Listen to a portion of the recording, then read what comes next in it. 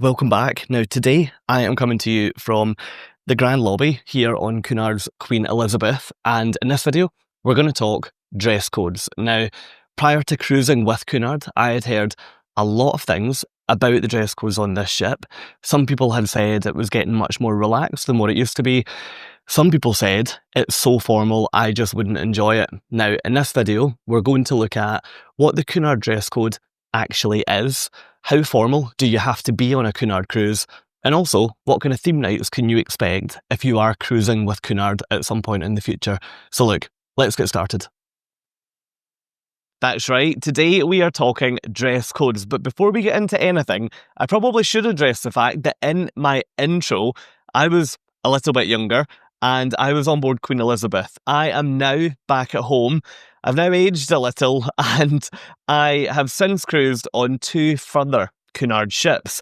After I recorded that intro, I had the realisation that I was booked to cruise on board Queen Mary 2 and I was also planning to cruise on Queen Anne, so I thought I'd wait until I'd ticked off both of those cruises in order to then dive into a little bit more detail here for you today. So why did I put this video together? Well, in short, dress codes and what to pack are among the most frequently asked questions that I get when it comes to talking to anyone who's planning to cruise with Cunard. People always ask me, will I be too dressed up? Will I be not dressed enough? And generally the topic of dress codes on Cunard ships comes up over and over and over again. So I thought putting this video together might help to answer some of those questions, and it also might help to settle some people who might be a little bit frustrated right now planning what to take on their cruise.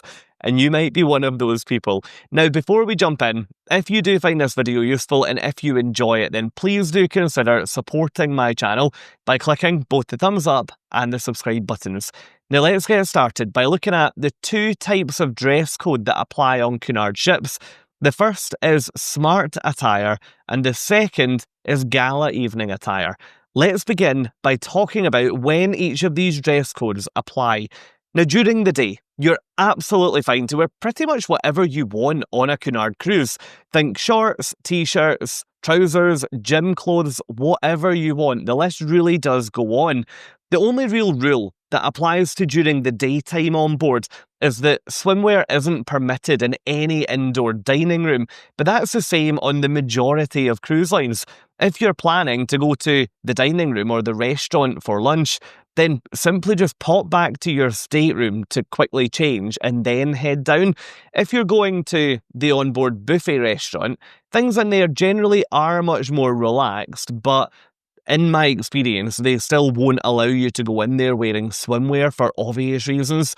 Just take a cover up or a quick change up to the pool with you, and then you'll be able to pop in and out of the buffet restaurant, no problem at all.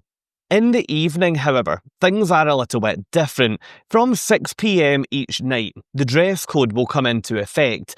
Now, it is important to note that you don't need to dress up on a Cunard cruise, and in fact there are a number of venues around the ship that will maintain a more casual state going into every evening. Venues like the onboard casino, the buffet restaurant and the Golden Lion pub are among those that will be more relaxed, but it is really important for me to highlight here that the casual relaxed venues are absolutely in the minority. So please don't read the reviews that say, oh, don't worry, there's loads of places for you to go if you're not dressed up. There are a few places for you to go, but the ship, generally speaking, is quite dressy, regardless of which Cunard ship you opt to cruise on. The other thing that's important to note here is that 6 PM time cut. Now, if you go into a bar at 5:30 PM and you order a drink, you'll be served that drink if you're wearing casual clothes, no problem at all. You'll obviously also be served that drink if you're wearing smart clothes, because that's what the dress code is that evening. If, however, your drink comes, you're enjoying your drink and you're in casual clothes, as soon as that clock hits 6 PM, the crew that are working in that bar will ask you to move on because you're not dressed for that venue. During my first Cunard cruise, I found this so annoying, and in fact, I did take it personally a couple of times until I realised that actually That's just how it works on this type of ship. I soon learned that if I wanted to go for a drink at 5:30, I would usually then tend to do that in one of the outdoor pool bars or at the bar by the buffet, for example, which therefore meant I didn't have a 6 p.m. cut-off. The other alternative was to pop by a bar at 5 to 6 to then take a glass of wine, for example, back to my stateroom to enjoy while I was getting ready for dinner.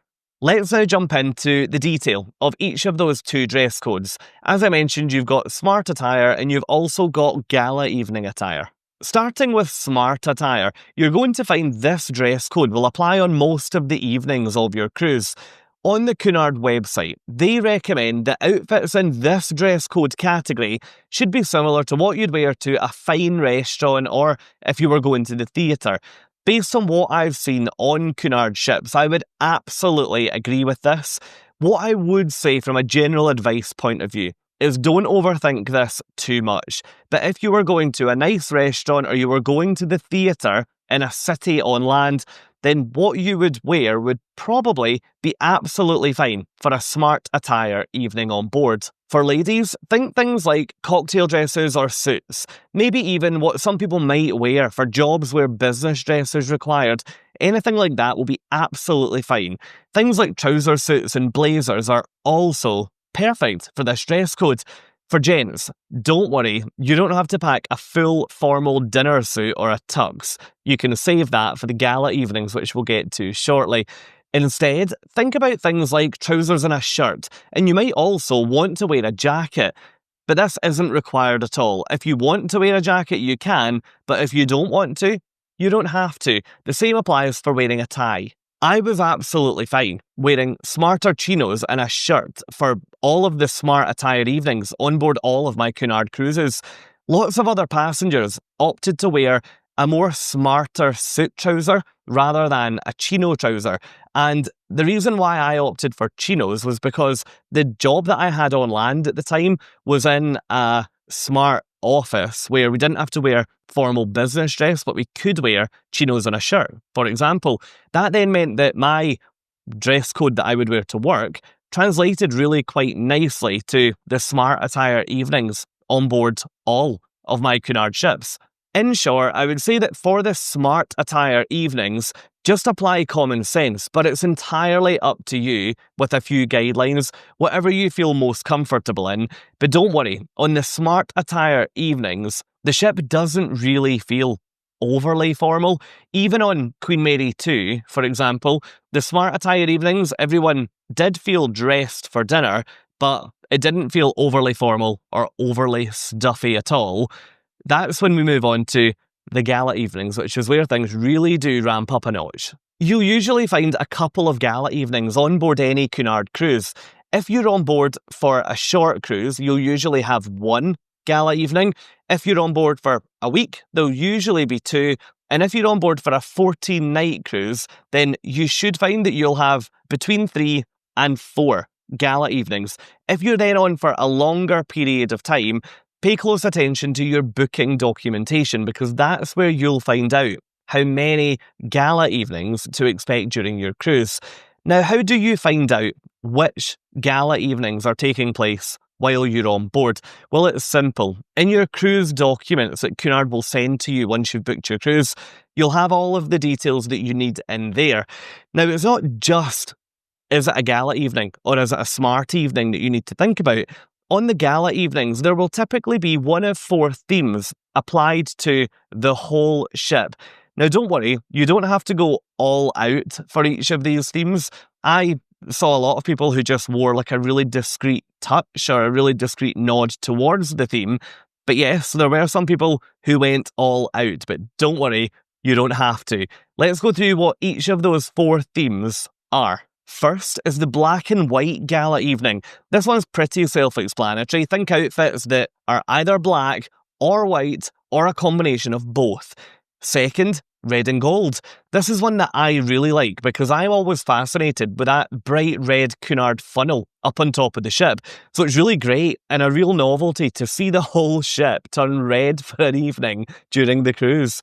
Third, roaring 20s. Now, don't worry, this is the one that most people get worried about because they Google what Roaring Twenties outfits look like and they think, okay, suddenly this is turning into a much more elaborate affair than what I thought it was going to be. Now, don't get me wrong, you could absolutely wear a flapper dress or you could absolutely wear a hat and braces, but you don't have to. Most people tend to wear something really discreet, like something in their hair or a pocket square, for example. But yes, Roaring Twenties, the outfits there are fascinating to look at. And the fourth thing is the Masquerade Ball. The Masquerade Ball is a real firm Cunard favourite. When that's taken place on any of my cruises, it's fascinating to look at how bought in people get to this. Just walk around the ship, see the masks that everyone's wearing, and just look at how many different variants there really are out there. Some people will wear masks that attach onto their faces, while others will wear masks that are on a stick that you can just hold over as and when. I, truth be told, have never actually got into the full spirit of things with the Masquerade Ball because it's only taken place on cruises where I've been travelling solo, and to be honest, I felt a little bit awkward joining in to that degree when I was on my own. What I really like about the gala evenings on a Cunard cruise is that it's not just the passengers that get dressed up. On each of the ships, they've got ways to dress up some of the venues, whether that be displays in the corridors, bespoke menus at the bars, or things like large banners hanging in the Queen's rooms. It really does feel like a themed ship in some of the spaces. My overall advice when it comes to dress codes on Cunard is to try to not get too stressed in your outfit planning. Before my first Cunard cruise, I was really apprehensive about what I was going to wear, and it ended up being absolutely fine. One point that I would bring your attention to, if you are planning your outfits for a future Cunard cruise, is that if you're booked onto a fly cruise or a cruise where you'll have to travel a distance to meet the ship, just be aware of the fact that formal wear can put a lot of stress onto luggage. I recently took a 7-night cruise in the Med, and usually on a cruise, I can take as much luggage as I want within reason, but because I had to fly over to mainland Europe, I was then limited by my airline's luggage restriction, which was 20 kilograms. I could upgrade, which I did, to have 23 kilograms, so it's definitely worth bearing in mind when you book your flight or when you book your cruise with your flight. Can you apply for a little bit extra luggage, because that will be so much cheaper than turning up at the airport with an overweight bag.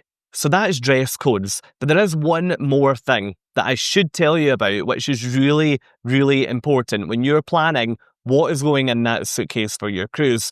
Before I tell you that though, if you have enjoyed this video and if you found it useful, then come and let me know down in the comments. Are you planning to cruise with Cunard in the future?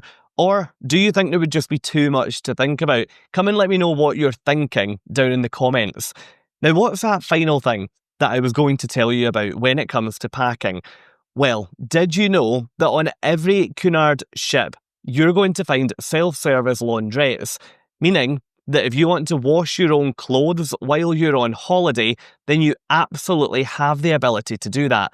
This, to me, is an absolute lifesaver because it means that suddenly you can pack a few less t-shirts, a few less pairs of underwear, less socks, one less pair of trousers, for example, because you know that during the trip, you're going to be able to get them washed. In terms of where you'll find those self-service laundrettes, if you're cruising on either Queen Elizabeth or Queen Victoria, then you'll find them on decks 4, 5, 6, 7 and 8. Queen Mary 2 has self-service laundry on decks 4, 5, 6, 8, 10 and 11, and Queen Anne has these facilities on decks 1, 4, 7 and 8. So hopefully, whichever ship you're cruising on, you're going to find it an absolute breeze to wash your clothes through while you're away. Now, I really hope you've enjoyed this video today. If you have, then please come and join me in another one. I recently took a cruise on board Queen Anne, which is potentially the most controversial ship in the Cunard fleet. Over in this video, I share with you my full review from that cruise. Thank you for watching this video, and I'll hopefully see you over there.